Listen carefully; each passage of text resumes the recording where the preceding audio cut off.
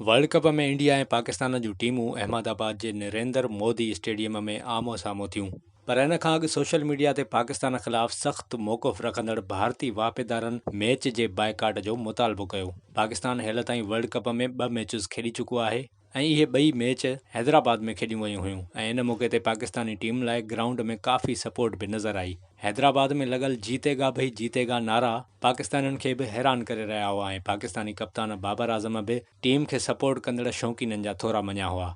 पर भारत जे वज़ीर आज़म नरेंद्र मोदी जे home state चवराईंदड़ रियासत गुजरात में मैच खां अॻु सोशल मीडिया ते बाइकाट इंडो पाक मैच टॉप ट्रेंड बणिजी वियो।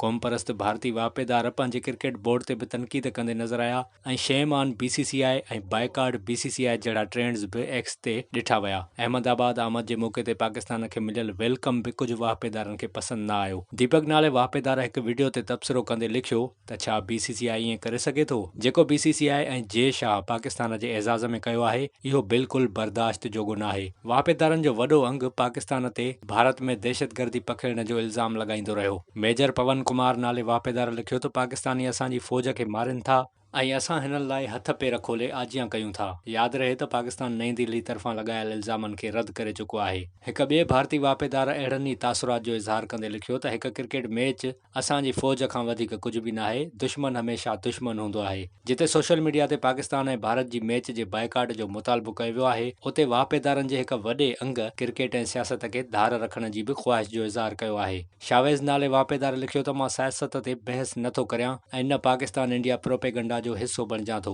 पर मूंखे अफ़सोस थी रहियो आहे BCCI ऐं जे शाह ख़िलाफ़ नफ़रत ते। हुन लिखियो त ही रांदि में नफ़रत छो खणी आया आहियो। पाकिस्तानी सोशल मीडिया वापेदार मोहम्मद सदाम लिखियो त मां हिकु पाकिस्तानी आहियां ऐं मां इंडियन क्रिकेट बोर्ड खे पाकिस्तानी टीम जी आजियां करण ते संदन थोरा मञां थो। हुन वधीक लिखियो त क्रिकेट खे सियासत खां अलॻि करणु घुर्जे। जॾहिं भारतीय क्रिकेटर पाकिस्तान ईंदा त असां बि संदन आजियां कंदासीं। हिकु भारतीय वापेदार लिखियो त बाइकाट इंडो पाक मैच ट्रेंड हलाइण जो को फ़ाइदो न आहे। भारत में साॼी धुर जी सोच रखंदड़नि खे सम्झणु घुर्जे त क्रिकेट इंडिया में सियासत खे वॾे मार्जन तां हाराए चुकी आहे। हुन वधीक लिखियो त इन्हनि सभिनी शयुनि जो को फ़ाइदो न थींदो ऐं स्टेडियम 1,30,000 माण्हुनि सां भरियल हूंदो ऐं टीवी ते मैच ॾिसण लाइ समूरा रिकॉर्ड टुटी वेंदा। ऐं अहमदाबाद में थियल अॼोकी मैच में बि बिल्कुलु ईअं ई नज़र आयो त क्रिकेट स्टेडियम भारतीय शौक़ीननि सां भरियल हो।